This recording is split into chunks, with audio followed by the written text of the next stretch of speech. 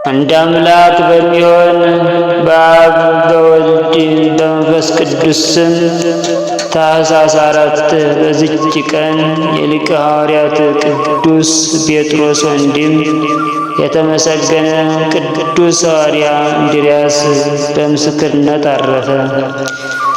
ለዚህም ቅዱስ ይሰብክ ዘንድ ዕጣው በልዳ አገር ወጣ።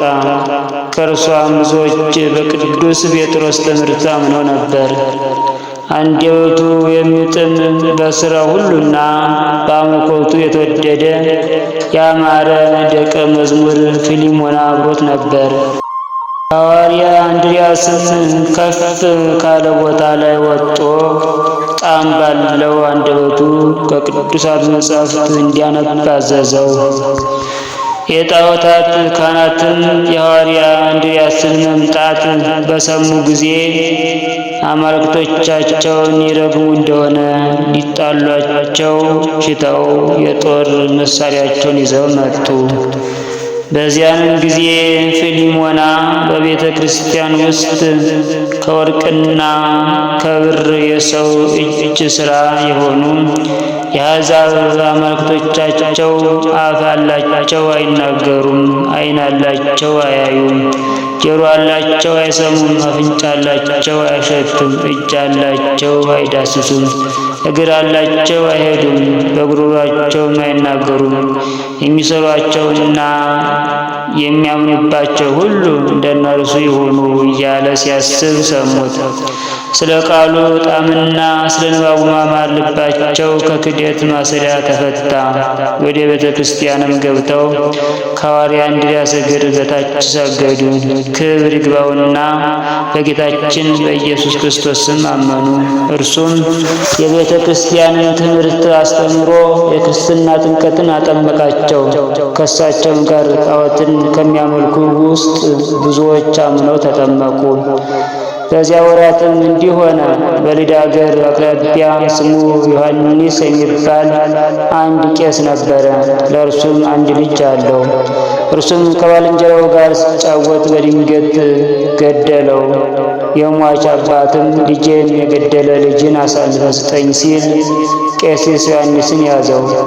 ቄስ ዮሐንስም የሀገር ሰዎችን ልጄ ሐዋርያ እንድርያስን እስከማመጣው አስሁኑኝ፣ እርሱ የሞተውን ያስነሳልኛልና ብሎ ለመናቸው። እነርሱም በተዋሱት ጊዜ ቄስ ዮሐንስ ወደ ሐዋርያ እንድርያስ ሄዶ ችግሩ ሁሉ ነገረው። ሐዋርያ እንድርያስም ቄስ ዮሐንስን እንዲህ አለው፣ ከእኔ ዘንድ የሚጠመቁ ብዙ ሕዝቦች ስላሉ ከአንተ ጋር ይሄድ ዘንድ አይቻለኝም። ግን ደቀ መዝሙሬ ፊሊሞና አብሮህ ይሂድ፣ እርሱ የሞተውን ያስነሳልሃል አለው። ሐዋርያ እንድርያስም ከቄሱ ጋር ሄዶ የሞተውን ያስነሳለት ዘንድ ፊሊሞናን አዘዘው። ወደ ከተማውን ሲቀርቡ ቄሱንና ፊሊሞናን ሰዎች በከተማ ውስጥ ሁከት ሆኗልና አገረ ገዢው እንዳይገድላችሁ ወደ ከተማ አትግቡ አሏቸው። ፊሊሞናም እንዲህ አለ፣ እኔ የመምህሬን ትእዛዝ መተላለፍ አልችልም። የሞተውን ለማንሳት ሄዳለሁ እንጂ መኮንኑ ቢገለኝም መምህሬ እንድርያስ መጥቶ እኔንም አስቀድሞ የሞተውንም ያስነሳናል አለ። ሲገባም መኮንኑን ኒቆሮስን ተገናኘውና ፊሊሞና እንዲህ አለው፣ ሀገርን ለምን ታጠፋለህ?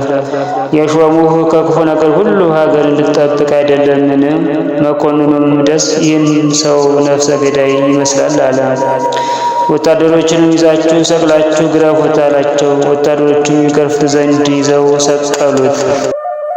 ፊሊሞናም ኒቆሮስ የተባለውን መኮንን እንዲህ አለው፣ የበደልኩት በደል ሳይኖር ለምን ሰቅለህ ትገርፈኛለህ? እኔ ታናሽ ብላቴና ስሆን ደቀ መዝሙሩን እኔን ሰቅለው ሲገርፉኝ የመለከት ዘንድ ለመምህሬ እንድርያስ ማን በነገረው አለ። ወደ ወታደሮችም ፊቱን መልሶ እንዲህ አላቸው፣ ከውስጣችሁ የሚራራና የሚያዝንልኝ የለምን? በመስቀልና በመገረፍ እሄዳለሁ። ሄዶ ለመምህሬ እንድርያስ ስለ እኔ ነግረው ዘንድ አለ።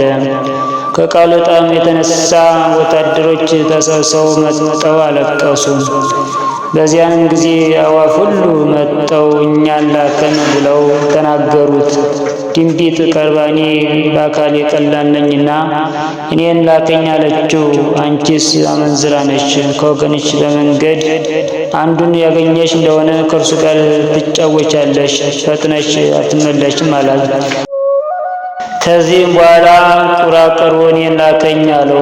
ፊልሞናም እንዲህ አለው፣ አንተም በቀድሞ ዘመን በተላክህ ጊዜ ለአባታችን ኖኅ የምልክቱን መልስ አልመለስክም አለው።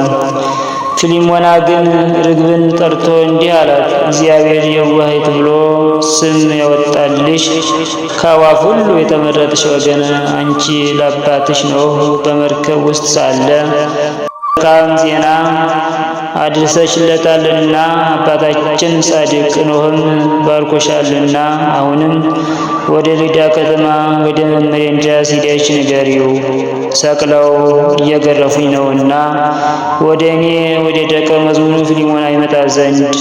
በዚያን ጊዜ ርግብ ሄዳ ለሐዋርያ እንድርያስ ነግራ የምልክቱን መልስ ይዛ ተመለሰች። የተባረከች ርግብም ለፊልሞና መምህርህ እንድርያስ እኔ እመጣለሁና አይዞህ በርታ ብሏል አለችው። በዚያንም ጊዜ ርግብ በሰው ቋንቋ ለፊልሞና ስትነግረው ኒቆሮስ መኮንን ሰማት፣ እጅግም አደነቀ። ፈጥኖ ተነስቶም ራሱ በእጁ ፊልሞናን ፈቶ ከተሰቀለበት አወረደው። ክብር ይግባውና በጌታችን ኢየሱስ ክርስቶስ ስም አመነ። ሰይጣን ግን ቀና፣ በመኮንኑ ሚስት ልቦና አድሮ አሳበዳትና ልጇን ገደለች። አገልጋዮቹም ሄደው የሆነ ሁሉ ለመኮንኑ ነገሩት። ፊልሞናም አትፍራ፣ አይዞህ አለው። ከዚህም በኋላ ርግብን ጠርቶ ወደ መኮንኑ ቤት ሂጂ፣ እንዳይሸበሩ በጸጥታ እንዲቆዩ ንገሪያቸው አላት። ርግቢቱም ሄዳ ፊልሞና እንዳዛት ለሕዝቡ ነገረቻቸው። ሕዝቡም ርግቢቱ በሰው ቃል ስትናገር በሰሙ ጊዜ እጅግ አድንቀው ፊልሞና ወዳለበት ተሰበሰቡ። በዚያንም ጊዜ ሐዋርያ እንድርያስ ደረሰ። አስቀድሞ የሞተውን ያስነሳው ዘንድ ደቀ መዝሙሩ ፊልሞናን አዘዘው። እርሱም ክብር ይግባውና ወደ ጌታችን በመጸለይ ከሞት አስነሳው። ሁለተኛም ወደ መኮንኑ ቤት ሂዶ ሐዋርያ እንድርያስም የመኮንኑ ልጅ እናቱ የገደለችውን አስነሳው። የመኮንኑ ሚስት አዳና። እርሷ የወጣውንም ያንን ጋኔን ይዞ በሰው ሁሉ ፊት ምድርን ከፍቶ ወደ ጥልቅ አዘቅት አሰጠመው። ከዚህም በኋላ ሐዋርያ እንድርያስ ርግብን ጠርቶ ዕድሜሽ ስንት ነው አላት። እርሷም 8 ዓመት ነው አለችው። እርሱም ለደቀ መዝሙሬ ስለታዘሽ ወደ ዱር ሂጂ፣ ለዓለሙ ሰዎች ከመገዛት ነጻ ሁኚ አላት። ወዲያውኑ ሄደች። ሕዝቡም ይህን ድንቅ ሥራ አይተው አምነው ሁሉም የክርስትና ጥምቀትን ተጠመቁ። ከዚህም በኋላ ከእርሳቸው ዘንድ ወጥቶ አክራይድ፣ አክሲስ፣ አክሳሲያ፣ ሲኒፎሮስም ወደ ተባሉ አገሮች ሄዶ አስተማረ። ከሐዋርያ በርቶሎሜዎስም ጋር ተገናኝቶ ካዝሪኖስ ወደሚባል አገር በአንድነት ሄዱ። የአገር ሰዎች እግዚአብሔርን ወደ ማወቅ እስከተመለሱ ድረስ ረዳት ከተደረገላቸው በጸጋ ልብ ጋር ገብተው ወንጌልን ሰበኩ፣ ድንቅ ተአምራትንም አደረጉ። ከዚህም በኋላ ሐዋርያ እንድርያስ ወደ ሌሎች አገሮች ሄዶ አስተማረ። በፍጻሜም ወደ አንዲት አገር ገብቶ ቅዱስ ወንጌልን ሰበከ። የዚያች አገር ሰዎች ግን እጅግ የከፉ ስለሆኑ ትምህርቱን አልተቀበሉትም። ከቅዱስ ሐዋርያት እንድርያስም ድንቅ ታምራትን ስላዩ ያመኑ አሉ። ያላመኑ ግን ወደ እነርሱ እንዲመጣና እንዲገሉት በቅዱስ እንድርያስ ላይ ክፉ ምክርን መከረው። በተንኮል ወደ እርሱ ምልክተኞችን ላኩ። ምልክተኞችም ወደ ቅዱስ እንድርያስ ሲደርሱ ማራኪ የሆነ ትምህርቱን ሰሙ። ፊቱንም ብርሃን ሆኖ አዩትና ክብር ይግባውና በጌታችን አመኑ። ደቀ መዝሙሮችም ሆኑት። ወደ ላኳቸውም አልተመለሱም። ሁለተኛም በእሳት ሊያቃጥሉት ተማከሩና ተሰብስበው ወደ እርሱ ሄዱ። እርሱ ግን የልባችሁን ክፋት ትታችሁ ትድኑ ዘንድ ክብር ይግባውና በጌታችን በኢየሱስ ክርስቶስ እመኑ። ይህ ካልሆነ ግን ለእኔ ያላችኋት ይህች እሳት እናንተን ትበላለች አላቸው። ቃሉንም ባልሰሙ ጊዜ ከሰማይ እሳት ወርዳ እንዲያቃጥላቸው ክብር ይግባውና ጌታችንን ለመነው። ወዲያውኑ እሳት ወርዳ አቃጠለቻቸው። በዚያች አገር አውራጃዎች ሁሉ ዜናው ተሰማ። እጅግም ፈርተው ብዙዎች ክብር ይግባውና በጌታችን በኢየሱስ ክርስቶስ አመኑ። የጣዖታት አገልጋዮች ግን ይህን ሁሉ ድንቅ ታምራት አይተው አላመኑም። ቅዱስ ሐዋርያ እንድርያስን እንዲገድሉት ፈለጉት እንጂ። ከዚህም በኋላ ተሰብስበው መጡና ቅዱስ ሐዋርያ እንድርያስን ይዘው ወሰዱት። ታላቅ ግርፋትን ገርፈው በከተማ ሁሉ ራቁቱን አዙረው ከወህኒ ቤት ጨመሩት። በማግስቱ የሚሰቅሉትን ሰው ልማዳቸው እንዲሁ ነውና ሰው ሊገድሉ በሚሹ ጊዜ ወስደው በእንጨት ላይ ይሰቅሉታል፣ እስኪሞትም ድረስ በድንጋዮች ይወግሩታል። በዚያችም ሌሊት የተመሰገነ ሐዋርያ አባታችን እንድርያስ እንደ ፊተኞቹ እሳት ወርዳ እንድትበላቸው ክብር ይግባውና ጌታችንን ክርስቶስን ለመነው። ክብር ይግባውና ጌታችንም ተገለጠለትና ከዚህ ዓለም የምትለይበት ጊዜ ደርሷልና አትዘን አለው። ሰላምታም ሰጥቶት ከእርሱ ተሰወረ። የተመሰገነ የሐዋርያ እንድርያስን ልቦናው ፈጽማ ደስ አላት። ንጋትም ሆነ ጊዜ ወስደው በእንጨት ላይ ሰቀሉት። እስከ ሞተ ድረስም በድንጋዮች ወገሩት። አማንያ ሰዎችም መጥተው ሥጋውን ወስደው ገንዘው ቀበሩት።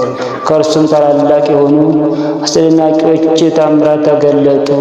ለእግዚአብሔር ምስጋና ይሁን። እኛንም በቅዱስ በሐዋርያ እንድርያስ ጸሎት ይማረን፣ በረከቱም ከእኛ ጋር ትኑር ለዘላለሙ አሜን።